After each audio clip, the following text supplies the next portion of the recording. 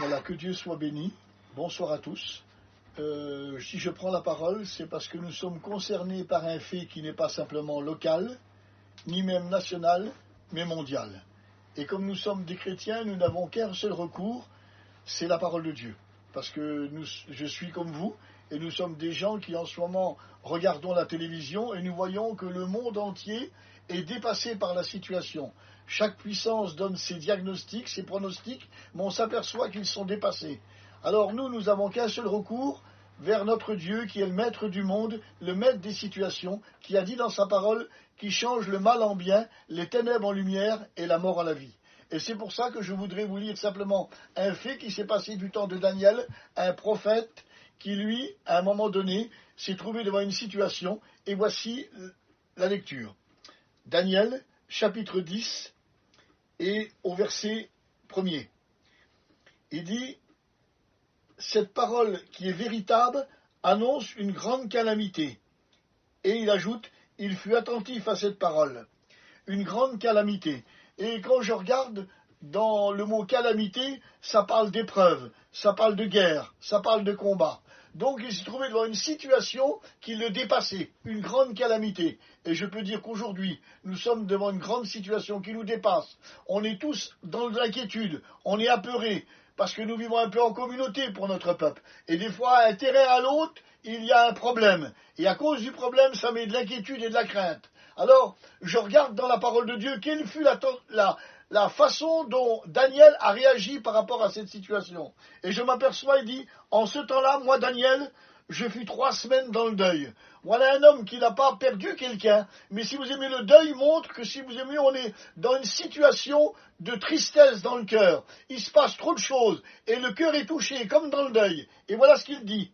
Je ne mangeai aucun mets délicat, il n'entra ni viande ni vin dans ma bouche, et je ne m'oignis point, jusqu'à ce que les 3 semaines fussent accomplies. Il semblerait qu'il est en train de vivre un confinement. Il semblerait qu'il vit comme une vie à part. Il est là, et le voilà désolé. Parce que quand on attend des nouvelles de tous les côtés, on est désolé. On ne fait plus de fêtes, on ne fait plus de repas. On est tous attristés par la situation et chacun reste chez soi. On a peur pour nos enfants, on a peur pour notre prochain, on a peur pour notre famille. On est désolé de la situation, mais on s'aperçoit que personne ne peut faire quelque chose. Je ne peux pas aider mon prochain. Il se passe des affaires extraordinaires, je ne peux pas y aller. Je ne peux pas bouger de chez moi. On entend des mauvaises nouvelles, qu'il y a certains des fois que les enfants sont à l'hôpital. Eux, ils sont dans un pays, ils ne peuvent même pas aller à l'hôpital. Et dans l'hôpital, ils ne peuvent même pas voir leurs enfants. C'est les âgés qui leur répondent au téléphone. Si vous pouvez trouver plus grave que ça, alors je ne sais pas. Nous sommes vraiment dans un temps particulier. Et la Bible déclare à ce moment-là, c'est marqué dans la parole de Dieu, je vous le lis le texte, excusez-moi, voilà. Il dit que la réponse de Dieu, il y a un ange qui est venu, façon de parler, et qui est venu pour lui répondre. Et il est venu que 21 jours après. 21 jours après, il n'a pas eu la réponse tout de suite, mais 21 jours après, donc son temps de confinement a été un moment, il semblerait qu'il ressemble avec nous. Et lorsque je lis dans la parole de Dieu, je m'aperçois, l'ange arrive vers lui et il lui dit, Daniel, ne crains rien. Ça c'est le mot de Dieu. Il dit toujours, le Seigneur dit, ne crains point. Ne crains point. Combien de fois c'est marqué dans la parole de Dieu? Et lorsque l'on se tourne vers Dieu, il faut croire ce que Dieu dit. C'est vrai, si on regarde la télévision, qu'on écoute autour de nous, alors on est troublé. Je vous invite, chrétiens, lisez la Bible, vous ne serez pas troublés. Lisez la parole de Dieu, il y a des promesses pour toutes choses. On a un Dieu qui ne craint rien. Il dit dans Ésaïe 41:10, ne promène pas des regards inquiets, car je suis ton Dieu, je viens à ton secours. J'ai pas besoin que Dieu me secoure quand je suis en train de faire une grillade. J'ai pas besoin que Dieu me secoure quand je suis en anniversaire avec mes enfants. J'ai besoin que Dieu me secoure quand je suis dans la détresse. J'ai besoin que Dieu me secoure quand je suis dans la misère. Eh bien, si nous ne sommes pas dans la misère, là, je ne comprends plus rien. Et d'un seul coup, il lui dit, ne crains rien, car dès le premier jour où tu as eu à cœur de comprendre et de t'humilier devant ton Dieu, tes paroles ont été entendues, et c'est à cause de tes paroles que je viens. Le mot est dit, c'est lorsque tu as eu car dès le premier jour, tu as eu le cœur de comprendre.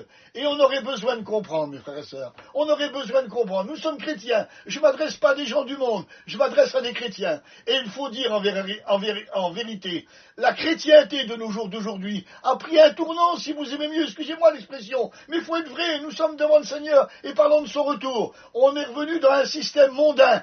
Et dans la chrétienté, on a oublié, si vous aimez mieux, beaucoup la prière. Nos réunions de prière se disparaissent. La prière disparaît du milieu de nous. Par contre, nos séminaires continuent, nos voyages en Israël, nos voyages dans des îles, partout les choses se font, des grands rassemblements, des rallyes, des interéglises, il y a plein de choses. Mais si vous voulez, la prière, qui est l'élément essentiel de la Bible, la prière c'est le seul moyen que nous avons pour pouvoir être en communion avec Dieu. Par contre, on voit beaucoup dans nos réunions des hommes, des femmes, des jeunes gens, des jeunes filles qui viennent plus avec leur Bible et qui viennent qu'avec leur téléphone. Ça, le téléphone, il est partout. Mais on vient plus avec la Bible, la parole de Dieu. Non, on aurait besoin de retourner, de comprendre. On est rentré dans une situation difficile. On s'aperçoit que la prière a beaucoup manqué au milieu de nous. Et maintenant, il se passe une chose terrible. Chacun prend conscience de l'importance de la prière. Chacun prend conscience dans chaque foyer, dans chaque endroit, des cellules de prière se font. On me téléphone, il y a des garçons qui me disent « On a retrouvé la prière avec ma femme, j'ai retrouvé la prière avec mes enfants, on prie le matin, on prie l'après-midi ».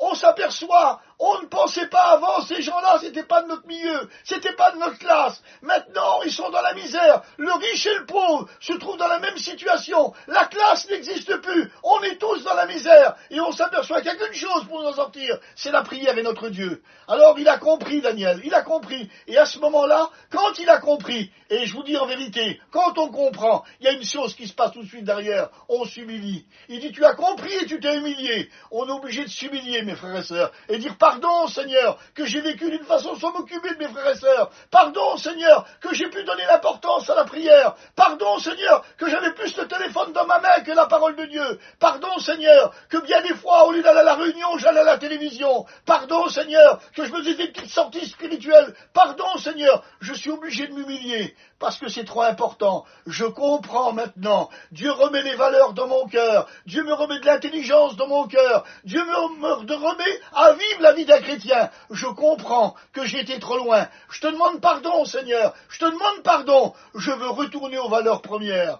Je veux retourner auprès de Dieu. C'est à tes pieds je veux être. Je veux être comme Marie qui se tenait à tes pieds. Je veux pas ressembler à Marthe qui s'agite et qui est agitée pour beaucoup de choses. Une seule chose est nécessaire, mes frères et sœurs. Le Seigneur revient bientôt. Une seule chose est nécessaire, c'est de se trouver devant Dieu, parce qu'il prendra ceux qui lui appartiennent. Alors je voudrais vous rappeler que dans ces moments, notre Dieu est un Dieu bon. Il efface le passé, qu'on a perdu du temps. C'est pour ça que c'est marqué dans la Bible, rachetez le temps, les jours sont mauvais. Je voudrais vous dire, je ne suis pas un oiseau de mauvais augure, mais ne croyez pas que tout va s'arranger. Ça va être une catastrophe mondiale. Le monde est touché, le monde de l'industrie, de l'argent, des banques, des travaux, tout le monde est touché. Ne croyez pas que vous allez sortir, c'est fini. Ne sablez pas ça au champagne. Remerciez le Seigneur si ça s'arrête, mais ne sablez pas ça au champagne. Faites pas une grande grillade, faites une grande prière. Tournons-nous vers Dieu, il est celui qui revient bientôt. Il faut que nos enfants puissent voir en nous des véritables chrétiens. Et ceux qui ne connaissent pas Dieu, c'est pas avec des repas et des apéritifs qu'on les amènera vers Dieu, mais c'est avec la présence de Dieu et le Saint-Esprit. On en a tellement besoin. Que Dieu nous aide, mes frères et sœurs. Excusez-moi de la façon, je ne vais pas m'excuser, mais la façon dont je vous dis ce petit mot, j'ai rien calculé, mais je crois que Dieu est dans le coup et que Dieu vous bénisse et qu'il vous donne des forces dans la prière. Dieu soit béni. Amen.